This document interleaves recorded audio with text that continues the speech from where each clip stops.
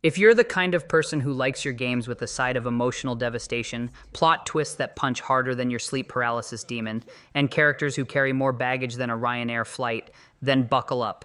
Because these 20 story-driven games aren't just entertainment, they're full-blown personality-altering experiences that'll have you laughing, crying, and staring blankly at the wall wondering why a video game just gave you trust issues.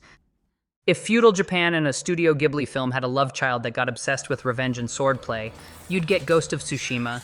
You play as Jin Sakai, the most emotionally repressed man in history, trying to save his island from Mongols with a sword, a horse, and the quietest internal screaming imaginable. This game is so beautiful, I once stared at a field of pampas grass for 15 minutes and forgot I was supposed to be killing invaders. The combat is a meditative haiku of violence, slash parry existential crisis. And while Jin's struggle between tradition and innovation is deep and all that, let's be honest, the real star is the wind. You literally follow wind gusts instead of a GPS. It's the only time in my life I've ever yelled, "Thank you, weather," unironically. By the end, you're left questioning your morals, your honor, and whether that fox you followed for 12 minutes actually respects you or just wanted snacks.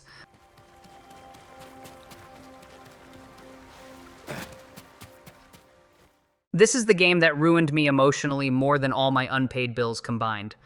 The Walking Dead isn't just a zombie story, it's a let's make you feel like a terrible person no matter what you choose simulator. You play as Lee Everett, an ex-con with a heart of gold and the patience of a man babysitting the apocalypse.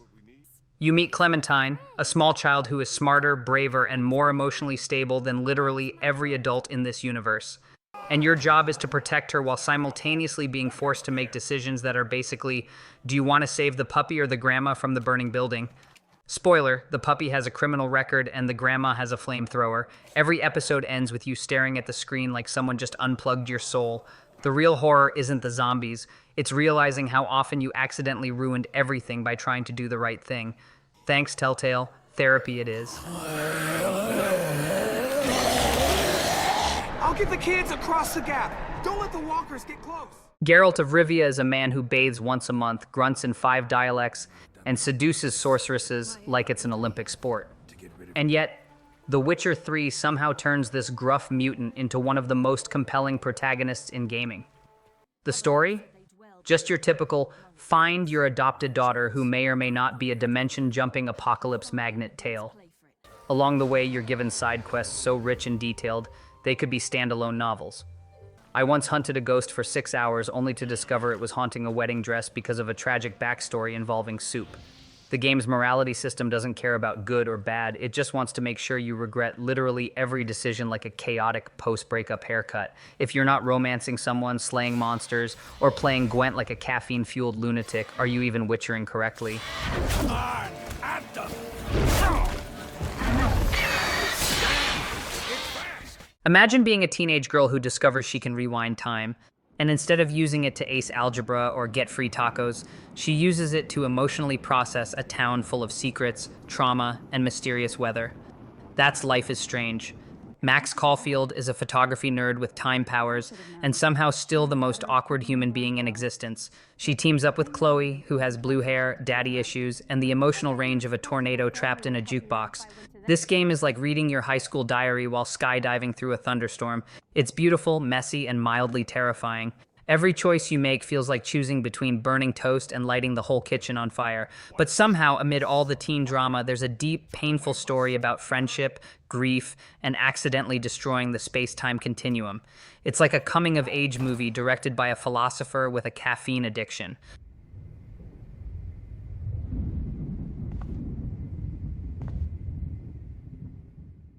The Last of Us opens with a gut punch so hard it should come with a seatbelt and a therapist on standby. You play as Joel, a grizzled Texan who looks like he was forged in barbecue smoke and PTSD, escorting Ellie, a 14-year-old girl who speaks fluent sarcasm and carries the hope of humanity like it's just another thing in her backpack. The game's world is full of terrifying mushroom zombies who explode, scream, and generally look like expired bread left in a gym bag. But honestly, the real danger here? Emotional vulnerability.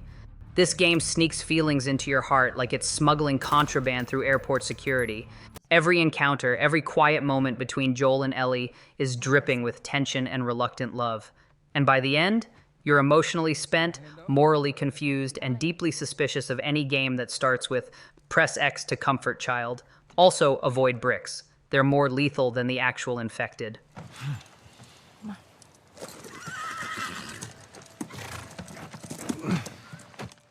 This is the only game where you play as a young woman and an invisible ghost orb that occasionally throws chairs at federal agents. Beyond Two Souls stars Elliot Page, as Jodie Holmes, a human mood swing with supernatural powers, and a hairstyle that evolves like a Pokemon over the years. You'll go from being a sad, telekinetic child in a lab to an angsty teen who moonlights as a spectral bodyguard to a full-grown adult who survives homelessness, CIA betrayal, and the Entity, basically a paranormal middle finger from another dimension. The story hops around like a caffeinated kangaroo, so one minute you're on a date, and the next you're being hunted by government ninjas while trying to babysit the dead. Somehow it works. This game is what you'd get if the Sixth Sense, Born Identity, and an over-caffeinated Ouija board got stuck in an elevator and decided to tell you their life story. Weird? Yes. Beautiful? Absolutely. Chairs thrown? So many.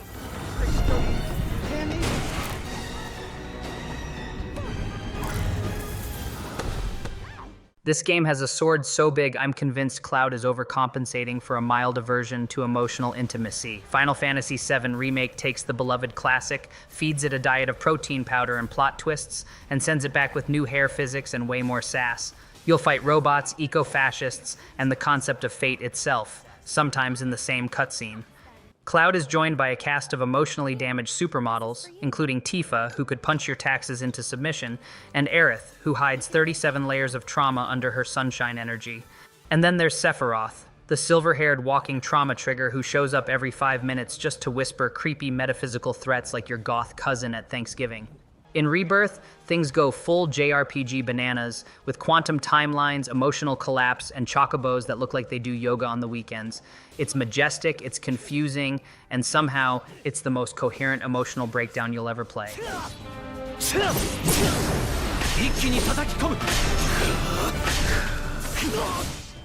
You ever want to play a family drama where the art style looks like someone paused a French indie film every half second? Welcome to As Dusk Falls, where you'll make choices so hard they feel like breaking up with your favorite toaster. This game is basically a high-stakes soap opera that opens with a motel hostage situation and then escalates into generational trauma, crime, betrayal, and more emotional baggage than a divorced psychic at an airport. You play as multiple characters whose fates are tied together by a series of very bad decisions, most of which you'll be responsible for. There's no combat, no explosions, just decisions that age your soul like cheese in the sun. It's a slow burn, but the fire is entirely made of what-ifs and the haunting realization that you've been role-playing a terrible dad for 4 hours. Oh, and it tracks every decision like a snitchy roommate.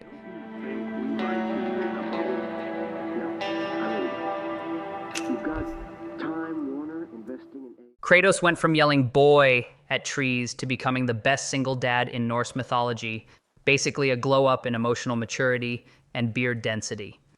God of War 2018 reinvented everything. No more button-mashing blood orgies, just tight axe throws, heartfelt dad lectures, and existential brooding in snow-covered lands. You're not just fighting gods, you're learning to process grief while uppercutting a troll into orbit. Atreus, your son, goes from annoying forest child to full-blown godling with anger management issues in Ragnarok, where everything escalates like your group chat at 2 a.m.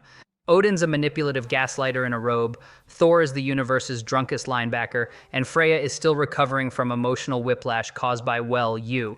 These games are not just epic, they're therapy sessions disguised as boss fights. And when Kratos cries, that's not a tear. That's the entire Greek pantheon weeping from character development.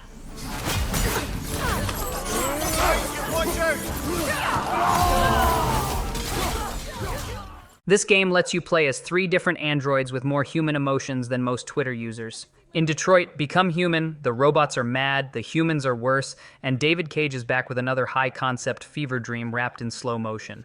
You'll guide Connor, the world's sassiest detective toaster, Kara, a sentient Roomba who accidentally becomes a mother figure, and Marcus, who basically becomes Robo-Moses. Choices matter here, like ruin your career or save the goldfish matter. One wrong move and you'll accidentally start a civil war via interpretive dance in the rain. The game is drenched in social commentary, subtle as a sledgehammer, but somehow it works. One minute you're leading a revolution, the next you're apologizing to a piano, and yes, there's an in-game menu android who will emotionally guilt-trip you for quitting. Nothing like existential dread served with a side of soft synth music. Detroit doesn't just become human, it makes you question if you ever were.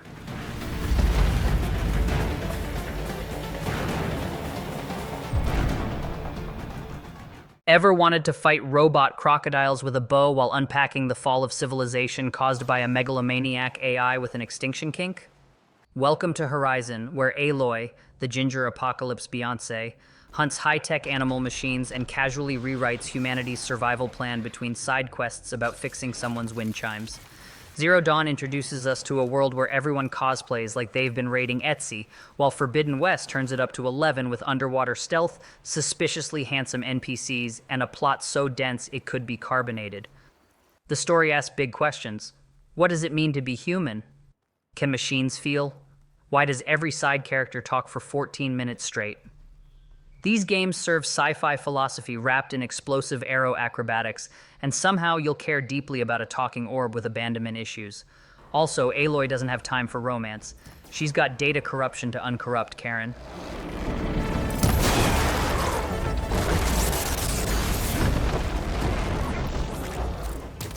If you ever walked into an empty house and thought, I hope I get emotionally wrecked by a shoebox and a cassette tape, then Gone Home is for you.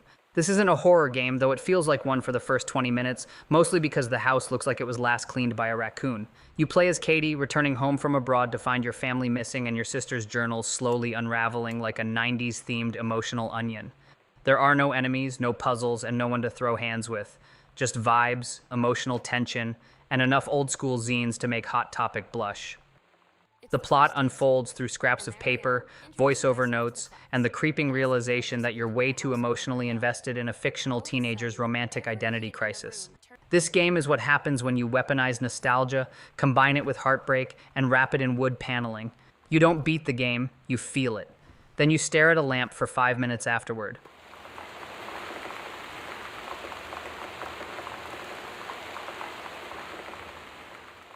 These games are basically therapy for people who process emotions by swinging headfirst into traffic.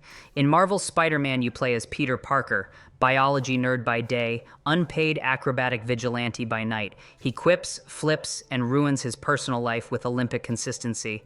The first game delivers a touching, high-stakes plot featuring Doc Ock, Aunt May, and the gut punch of emotional goodbyes. Miles Morales shows up with fresh kicks, smoother combat, and the energy of someone who listened to 3 hours of lo-fi before doing something heroic. And Spider-Man 2? That one's pure chaos. Venom, Harry Osborn, emotional breakdowns, web wings. It's like a Marvel movie had a panic attack and decided to be beautiful. These games aren't just about saving New York. They're about screwing up, standing up, and dealing with villains who need therapy almost as badly as you. Also, shout out to J. Jonah Jameson, the only man angry enough to yell at a crime-fighting teenager via podcast. That does not sound good!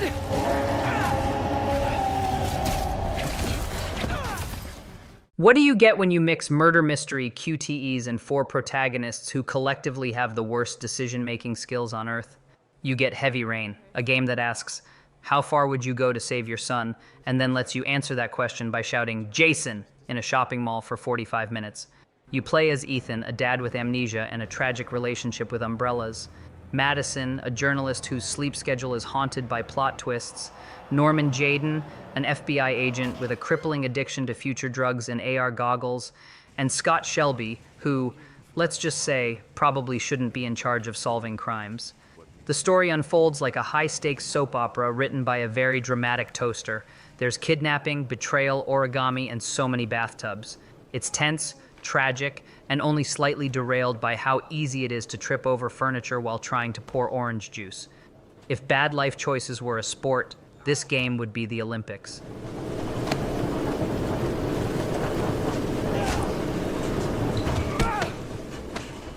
Nathan Drake should legally be banned from visiting ancient ruins because everywhere he goes, a centuries-old structure collapses, an army shows up, and someone nearly drowns in treasure. Uncharted 4 is basically what happens when Indiana Jones joins a CrossFit cult and discovers his unresolved family issues mid-explosion. Nathan is older now, semi-retired, and somehow still doing parkour across collapsing cathedrals while giving snarky commentary about the moral implications of looting. He reunites with his long-lost brother, who appears out of nowhere like a surprise tax bill, and gets pulled into one last adventure involving pirate treasure, colonial ghosts, and more emotionally loaded glances than a rom-com finale. The storytelling here is cinematic, heartfelt, and powered by witty banter and bad decisions. Elena deserves sainthood. Sully still looks like he drinks gasoline, and by the end you'll be asking yourself, do I want to explore dangerous tombs, or do I just need therapy and a map? Maybe not.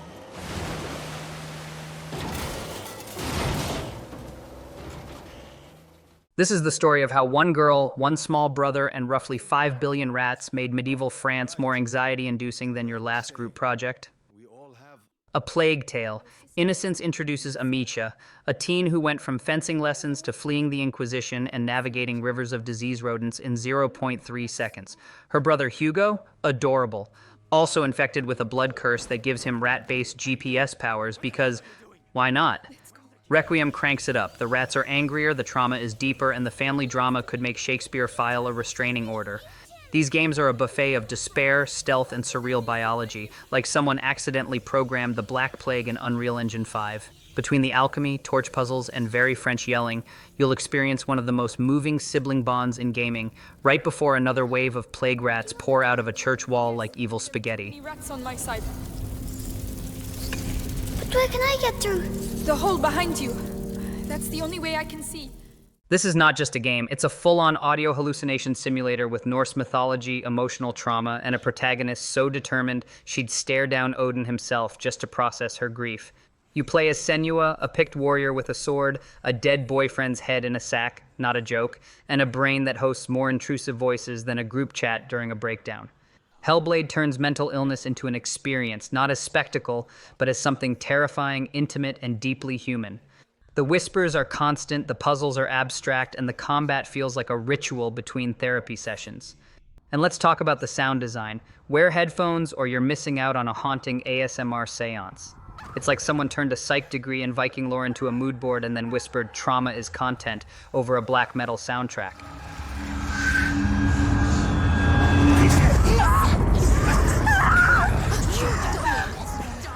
What happens when a rich, overly educated 21-year-old decides she's going to become the world's most reluctant mass murderer in yoga pants? Lara Croft's Tomb Raider reboot trilogy. It starts with her getting shipwrecked, shot at, traumatized, and buried in dirt every 30 minutes, but somehow still finding time to upgrade a bow using old scrap metal like Bear Grylls with a PhD.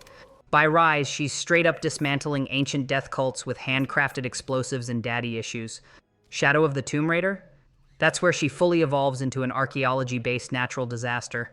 These games are packed with story, survival, and a suspicious number of climbable walls. Lara's emotional arc goes from, I'm not ready for this, to, I have destroyed 5 ancient civilizations before breakfast. And let's be honest, no one solves 2,000-year-old puzzles this fast unless they're hiding a Sudoku addiction. An atlas. That the prophet might always know his city and its secrets. A map of the city. It could show the way to the divine source. Silent Hill 2 is the kind of game where you walk into a foggy street, hear a baby crying on the radio, and somehow end up confronting your own repressed guilt inside a haunted bowling alley, which means the psychological horror is shinier, sadder, and probably has even more aggressively metaphorical monsters. You play as James Sunderland, a man who gets a letter from his dead wife and thinks, yeah, sure, let me go visit this demon-infested fog factory of sadness. Smart guy.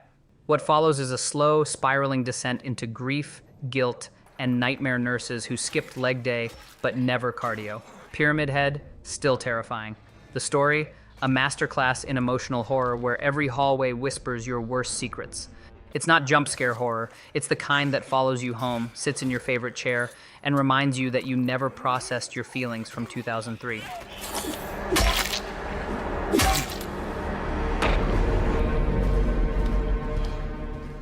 Red Dead Redemption 2 is what happens when a cowboy simulator accidentally becomes a Shakespearean tragedy with horses.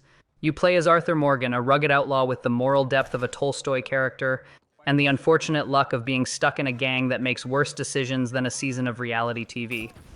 The world is beautiful, the story is heartbreaking, and by hour 50, you'll feel like you personally know every NPC in the entire American frontier. Arthur's journey from gruff criminal to introspective philosopher is so good, it should be illegal in at least 3 states. And don't even get me started on the ending.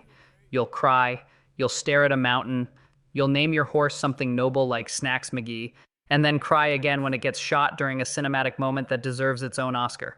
It's not just a story, it's a slow, painful punch to the soul delivered by a man in a cowboy hat. Still got a little fight, you have you, boy.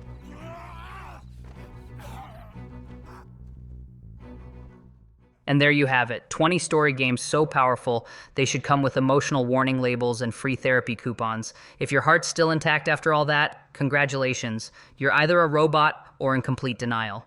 Don't forget to hit that like button. If you've ever emotionally bonded with a fictional character, subscribe for more storytelling chaos, and let me know in the comments which game wrecked you the most.